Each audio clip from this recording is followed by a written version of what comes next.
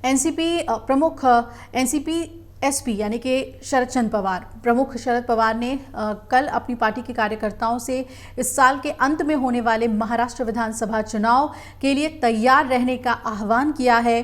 और शरद पवार ने यह दावा किया है कि चुनाव के बाद राज्य की सत्ता उनके हाथों में होगी। शरद पवार एनसीपी शरद चंद्र पवार कार्यकर्ताओं को संबोधित कर रहे थे और जब पार्टी ने यहां अपने कार्यालय में अपना 25वां स्थापना दिवस मनाया तो कुछ दिन पहले उनकी पार्टी ने 2024 में आम चुनावों में विपक्षी गठबंधन के हिस्से के रूप में महाराष्ट्र से 10 लोकसभा सीटों में से 8 पर जीत हासिल की थी।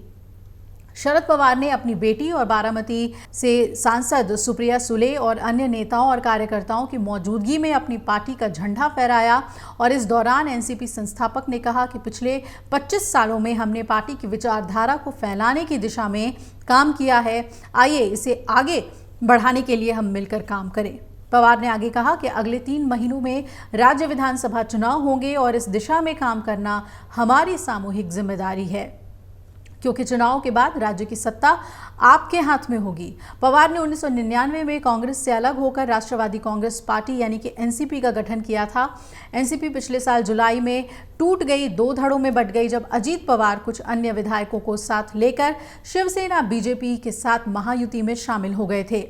और इस साल फरवरी में चुनाव आयोग ने अजीत पवार गुट को ही असली राष्ट्रवादी कांग्रेस पार्टी घोषित कर दिया और समूह को एनसीपी का चुनाव चिन्ह यानी कि घड़ी आवंटित भी कर दिया।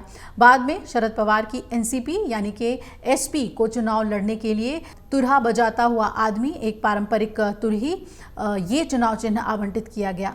खबर यह भी है कि महाराष्ट्र में कैबिनेट विस्तार होगा जल्द ही और महाराष्ट्र विधानमंडल का मानसून सत्र 27 जून से शुरू हो जाएगा। खबर है कि राज्य मंत्रिमंडल का विस्तार मानसून सत्र से पहले किया जाएगा। अजीत पवार 2 जुलाई 2023 को शिंदे फडणवीस सरकार में शामिल हुए थे और उस वक्त उस कैबिनेट विस्तार में अजीत गुट के नेताओं को बड़ा मौका मिला।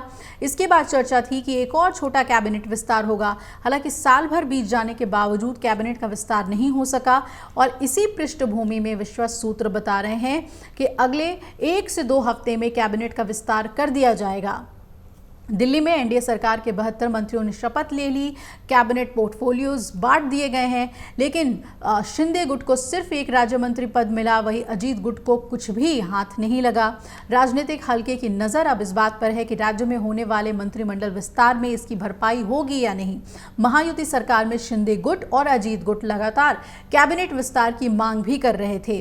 तो लोकसभा चुनाव में महायुति को झटका लगने के बाद अजीत पवार ने इससे बने नकारात्मक माहौल को दूर करने के लिए भी 15 दिनों के अंदर कैबिनेट विस्तार की मांग की थी।